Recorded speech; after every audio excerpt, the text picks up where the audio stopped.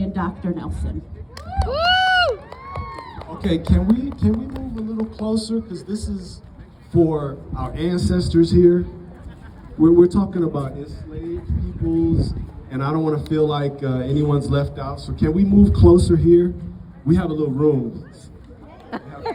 Let's get under the shade. If you're here, come on in. I'll wait. I promise. And while we're all moving closer, come on in. It's a family affair. I will sing. I might not want me to. Come on in. Come on. I can move closer to the shade for Bring you. chairs too. Come on in. We got shade. We got shade. Now, the last time I was on this stage, I took my shirt off. But that's not gonna happen today. It was a fraternity thing, and that's a whole nother story. Can I and cannot even tell that story. So between here and here? Okay, all right. All right, so this is going to be a Juneteenth lesson that is designed for New Mexicans, okay? So we are, who here, raise your hand. Raise your hand if you have had a lesson on Juneteenth. Okay, so half the crowd. Okay, that's good. That's good. Juneteenth began because of the Emancipation Proclamation. Let me go back. Here, is this good? Okay. Emancipation Proclamation. Raise your hand if you have ever read it. You've actually read it. Okay. I need a volunteer to come and read the Emancipation Proclamation. This is a dramatic reading. Is there a second mic?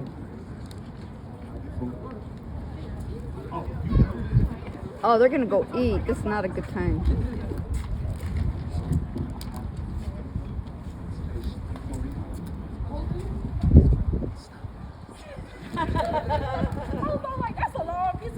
Like, I'm not a slave. We're only Timothy. going to read the first two paragraphs. Okay? Yeah. And I'm going to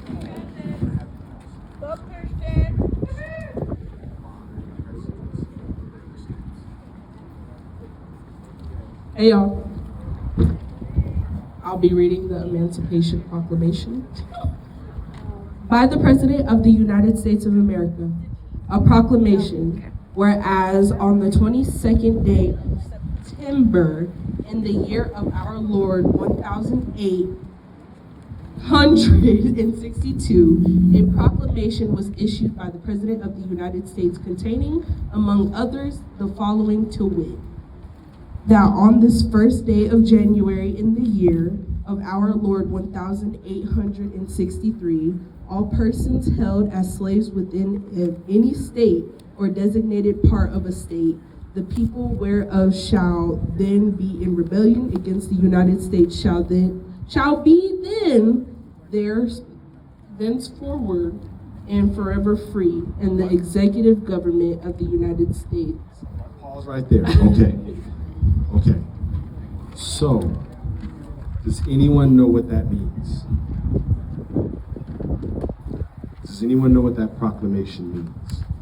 What date is on it? 1863. So 1863. Okay? Now, it did not end slavery in the South. It took an army, and it took years before actual slavery was done. Now, is anyone familiar with slavery in New Mexico? Raise your hand if you have heard of indigenous slaves in New Mexico. Have not heard of that. So the Emancipation Proclamation and Juneteenth is also connected to the ending of indigenous slavery in New Mexico. in 1865. Now, why is New Mexico different than every other state? I will explain in a minute, but I'm going to have my reader read something else again. Okay, so this is the obituary of a formerly enslaved person. Formerly? No. We watched that movie Emancipation. I didn't. Now. Was it good? The reason we're talking about Henry Boyer and we're going to read the obituary is because Frank Boyer created the town called Blackdom. He was one of 13 founders of a town that was incorporated, and within 20 years they struck oil. 20 miles south of Roswell. Anyone heard of Roswell? Aliens, right? Well, the aliens were black folks. Think of it that way. So, Frank Boyer is actually buried 15 miles down the 10 freeway. Does anyone know where Vado is? Yes. Have you seen the gas station? It's two gas stations. I don't know what there are now. I think there was one. You seen it? Yeah. There's the dairies, right? Before you get to the dairies, if you go, you'll see the Vado Riverview Cemetery. And that's where Frank Boyer is laid to rest. But this is his father. And we're going to read the obituary to kind of give you an idea of how important New Mexico was when it comes to slavery and ending slavery and people under the conditions of blackness becoming sovereign, literally employing their freedom to become sovereigns. So,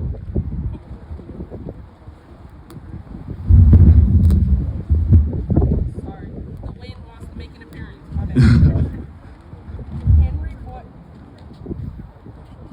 Henry Boyer, aged 103 years, died at the home of his son, Henry Boyer Jr., on South Kansas Street yesterday morning at 10 o'clock. Henry Boyer was born in Hancock County, Georgia, on October 29, 1822, on the plantation of Elias. His mother was Aggie Boyer, she being a slave who was born in Africa and brought to America by the early slaveholders. He was married to Hester Hill. From this union there are surviving 4 sons, John Henry Jr., Robert S., and Frank. Also 1 daughter, Miss M.V. Johnson. He also leaves 38 grandchildren. Ooh, Jesus. that's a big deal. Big deal. He was a member of the African Baptist Church, having joined them in 1876. Funeral services will be held tomorrow afternoon at 2:30 o'clock from the Colored Baptist Church with Reverend W.M.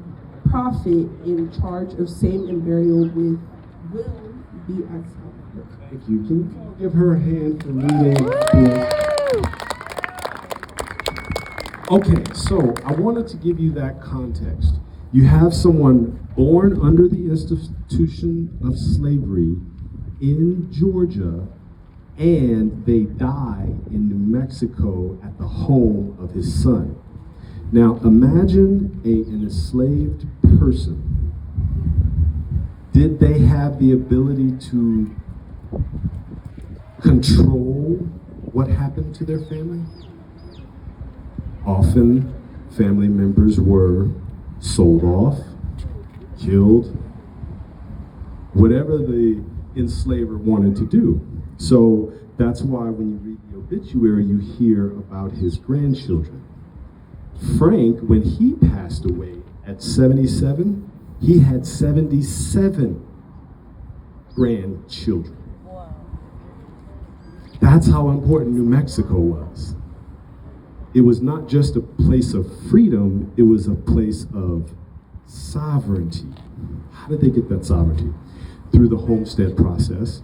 First, there was the genocidal campaigns against indigenous peoples, particularly the Muscalero Apaches in Chavez County, where Blackton is. That's first.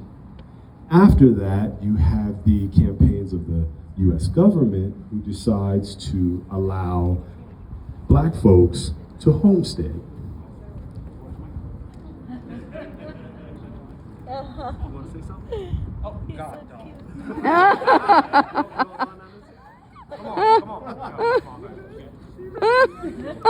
All I need is one buck. So,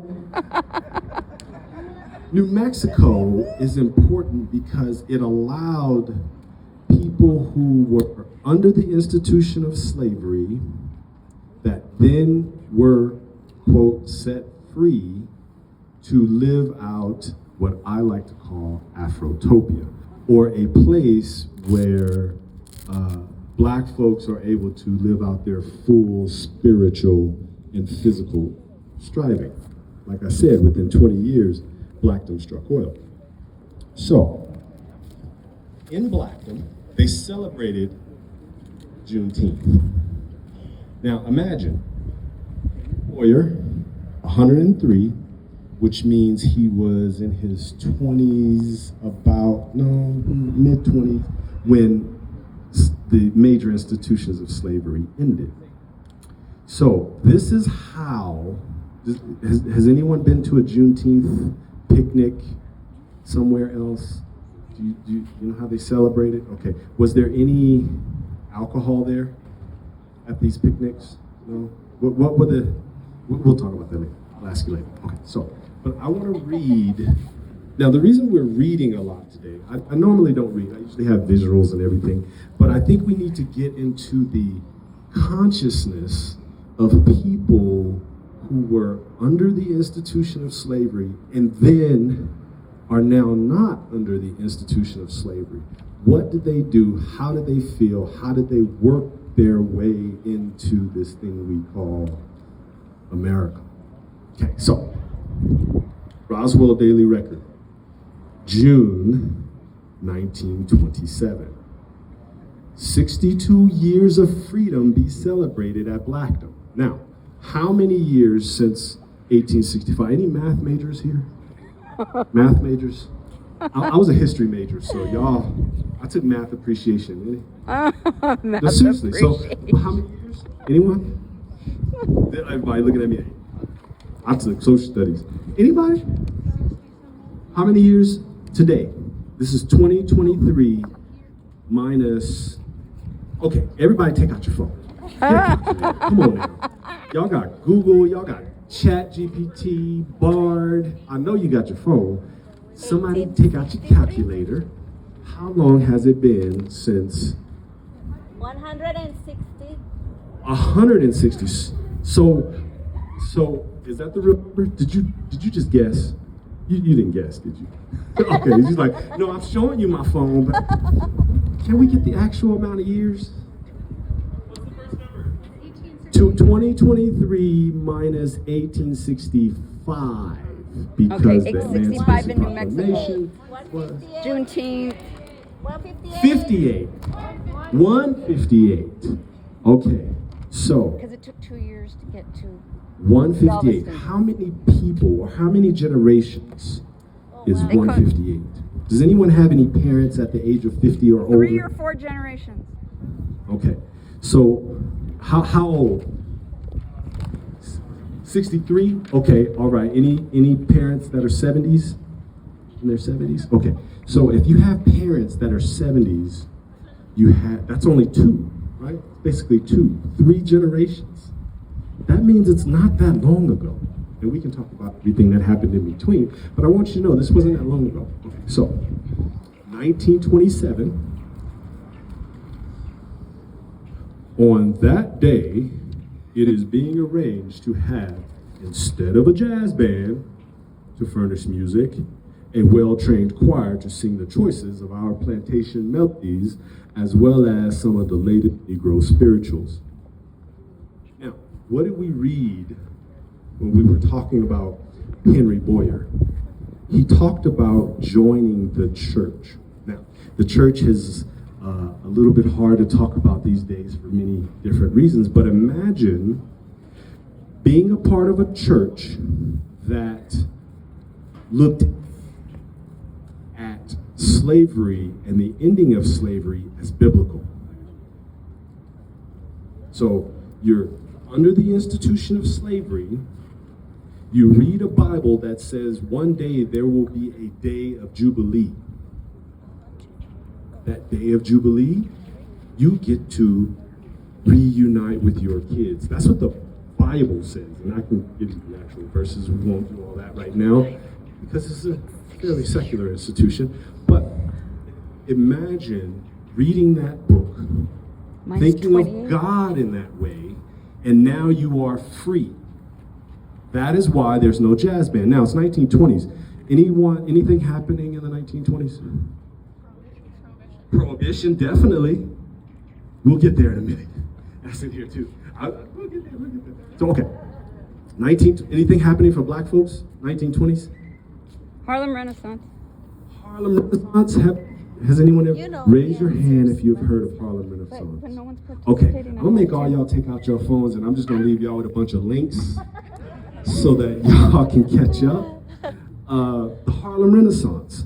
So that's why it was a big deal not to have jazz at their Juneteenth in 1927. Because they wanted to keep it spiritual, because again, the Bible said that there would be a day of Jubilee. And that jazz was devil music, so definitely no hip hop. So if you go to a Juneteenth and there's hip hop, they're doing it all wrong. Uh-oh, right? Okay, it gets worse. It gets worse. Okay. There will be preaching, of course, whether you like it or not. That's what they wrote. There will be preaching whether you like it or not. So imagine you're at a Juneteenth celebration and they're dropping it like it's hot.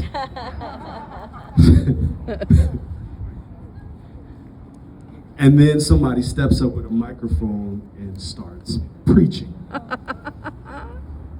See, there's a conflict there. What I'm trying to describe to you is a blackdom that had a diverse set of people under the conditions of blackness. Now, a lot of times people will ask, is Juneteenth a black holiday? We just described, I've mentioned a little bit about the indigenous slavery in New Mexico. So yes, it is not simply a, quote, holiday. In fact, black didn't exist. Repeat after me. Race. Race. Repeat after me. Race doesn't exist. Doesn't exist. But racism does. But racism does. All right, so black folks understood that race didn't exist. It's just other people did it. And so the reaction was to have a society that worked along the lines of biblical understandings. That means, this is after the preaching part. Wait for it. That means, by the very nature of this thing, there will be no booze. You feel me? You feel me? No booze at a Juneteenth celebration.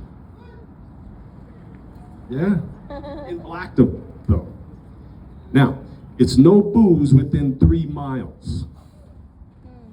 Because they knew that the kids are coming. Because now realize that there were black soldiers or soldiers of Blackdomites who had gone to World War I and come back. And in Roswell, it was a boom town. So there was a lot of partying, and at the head of it was a black woman named Mittie Moore.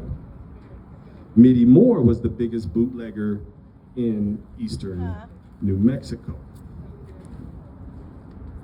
And she also lived 3 miles away from Blackdom. That's why they say no booze within 3 miles of Blackdom. They were talking to her. She also owned a whole square mile of blackdom. That's a whole other story. So, what else happened?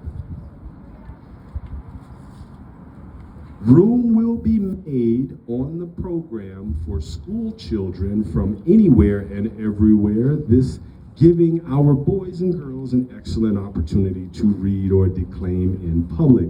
This was a very religious ceremony and a lot of That's why microphones for the young man. But that's what they would do, because this was a community affair. It was a wholesome affair, and it was one that everyone can pray. And Participate. in the plan, provision is being made to utilize every moment of time from start to finish in singing, praying, preaching, and lecturing on all the important questions now agitating the minds of today. Now, I don't know what kind of Juneteenth you are planning on going to. I doubt it will look like this. It also meant something a little different 60 years after the institution was there, because you had people like Henry Boyer who were still alive. So there was a need to nurture the elders of the community. And so that's how they did it on Juneteenth. Children. Everybody here is cordially invited to come and help swell the crowd. And don't forget, if you come, you are under 10,001 obligations to bring your eats with you. If you think well of your appetites, Clinton Ragsdale will furnish. What do you think they had for eats? What do you think Clinton did? Come on. Barbecue. Barbecue, yeah, there you go. So it was a barbecue, they were preaching, singing, and yet no alcohol within 3 months. You could in Roswell. Come on Sunday, June 19th, 1927, dressed in your Sunday clothes. Can you picture this? Can you picture 1927 in your Sunday clothes? Oh yeah. Has anyone had Sunday clothes? Oh yeah. You've had Sunday clothes? Yeah. I used to get whoopings because I, would mess up my Sunday clothes, Yeah. so I remember my Sunday clothes very well. I had to Scuffed sit up shoes in my and underwear with but- my hair done until my mom was ready to put my dress on. So long, blackdom. Now, the key to understanding the significance of Juneteenth in New Mexico is that black folks weren't just free here. There was a capacity for New Mexico and New Mexicans to allow black folks to live out a driving that they couldn't in places like Georgia, even in California. Even on the east side of the Pecos River. Because part of the reason is when you cross the Pecos River, has anyone seen the Pecos River? When you crossed the Pecos River, Jim Crow laws were no longer valid. Which means even if you tried to enforce them, there would be some resistance to it. Whereas if you were in Texas, it was problematic. So, the last one I'm going to show you what a more secular Juneteenth service was like. Okay? This is the Roswell Daily Record, 1930. So 3 years after the one with no booze and everything. All right. At dawn on Thursday, June 19th, a salute of 9 guns fired by Battery A will usher in the 60th anniversary of the signing of the Emancipation Proclamation by Abraham Lincoln, and an occasion will be fitting celebrated here by Roswell's colored folk. Now, within a very short period of time, black folks went from Negro to colored, especially by 1930, because the Ku Klux Klan took over New Mexico. They grew heavily in the eastern part and in this part. That's why we have the building over there with Clara Bell Williams. You know what I'm talking about? Yes. Segregation. There were also fraternal orders of the Ku Klux Klan at New Mexico State, and they transferred into becoming other kinds of fraternities on campus, this campus. In fact, in the swastika, which was the name of the, what do they call it?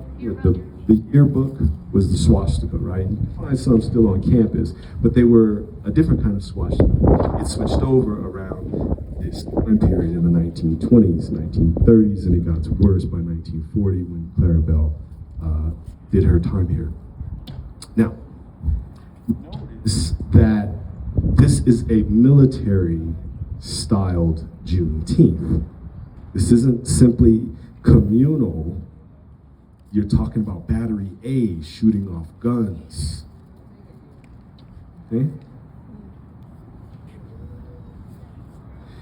There'll be a free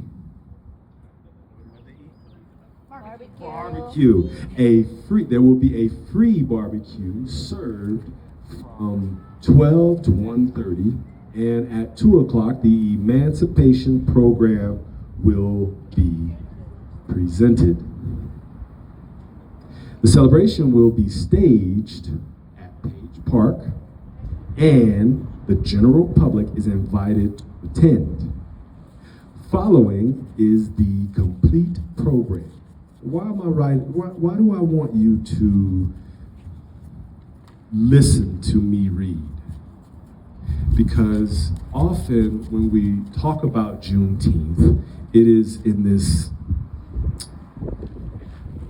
air of they were free and that's it. What did they do after? Now, imagine this. Okay, so let's say this side, you all are enslavers, okay?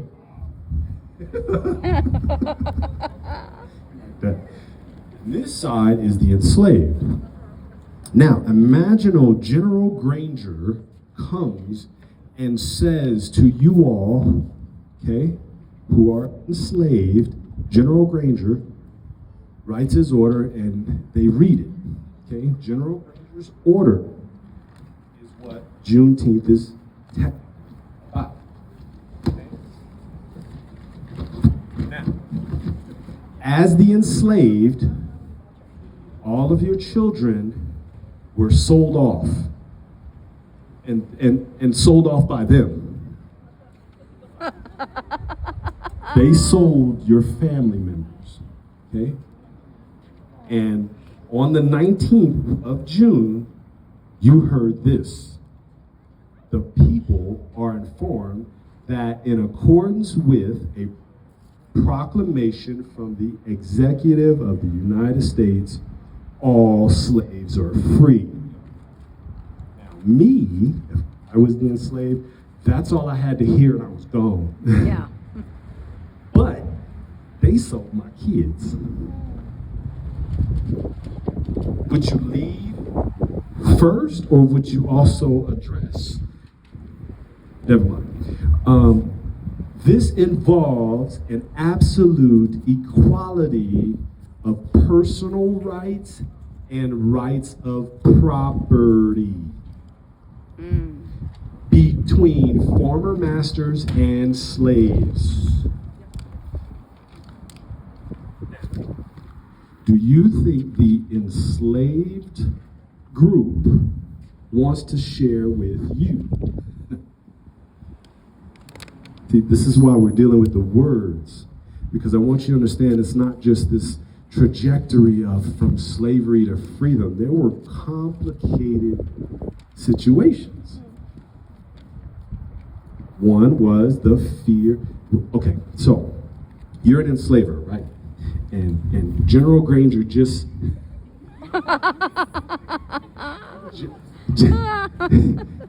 General Granger just freed them. Do you have any thoughts? They don't know. They can't read. Okay. But do they still have the machetes and backhoes and all of the instruments? Would you fear revenge? Yeah. Okay. See, that's the key when you start understanding Juneteenth, is that there is an element of fear. What do you think the fear would be for enslaved people? That they would kill your kids or sell them off or take them away. That they wouldn't tell you where they Or were they telling where they went? hide them. You see how all of a sudden now you have a whole new set of problems? Yeah. Mm-hmm. You ain't got time for revenge. Now you got to figure out, how am I going to eat? Because he ain't going to feed you no more. He doesn't have to house you. Huh? He doesn't have to house you. He doesn't have to house you, clothe you, or care. I don't have to work anymore In either. fact, now there are new laws that says, if you don't have a job, I can put you back in slavery. Wait, what? So now you have a fear of being put legally back into slavery, because, you know, we can go through all of the 13th, 14th Amendments. And again, if you have your phone, look up 13th, 14th, 15th Amendment, in case you didn't do the history classes. Kind of like I didn't do my math classes. Now, let's see. This involves an absolute equality of personal rights and rights of property between former slaves and slave masters and slaves, and the connection herefore existing between them become that between employer and laborer. Is anyone hired here? Does anyone have a job? Does anyone, if you have a job and you have been hired, you are now the new slave system. Oh, wow. Yeah. Wow. Sorry, I had to break that to you.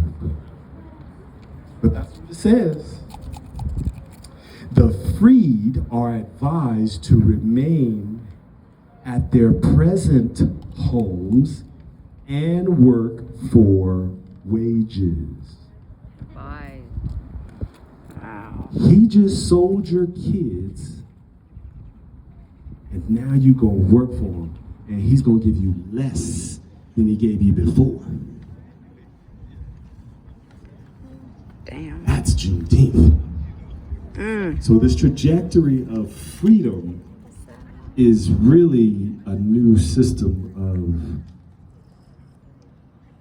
You said it, not me. That's propaganda. Why is New Mexico important? Because black folks understood the words on the page. And New Mexico was a territory until when? Until when? When did New Mexico become a state? 1912. Oh, Lord. 1912. Whew. Whew. Making me nervous. 1912. The reason it was 1912 was because there weren't enough. White people. There weren't enough what? White people. Okay. There weren't enough white people in New Mexico. So, do you Until they think that a changed whole the lot of white Mexicans to people just white. came in by 1912? That's right. No, they made them up. Guess how they created white people? White by law. Yes. Who in particular? The Mexicans. Exactly. They created white people out of Mexicans and then became a state in 1912. Prior to that, it was a territory. As a territory, Jim Crow laws weren't allowed to be enforced. So in 1903, black folks from Mississippi, Georgia, so on, came to New Mexico and decided to homestead because in the orders it allowed black folks to own property. See, words on the page, they understood it. in Blackdom, they struck oil within 20 years. And shortly after, Roswell developed a Ku Klux Klan chapter. So that is Juneteenth. It is not simply the only day of Jubilee, it's a day to recognize your connection to citizenship and your connection to institutions, including the ones that hire you. It's quiet. Like thinking about my job, like, Working in the I gotta be at work at 8 o'clock today. So,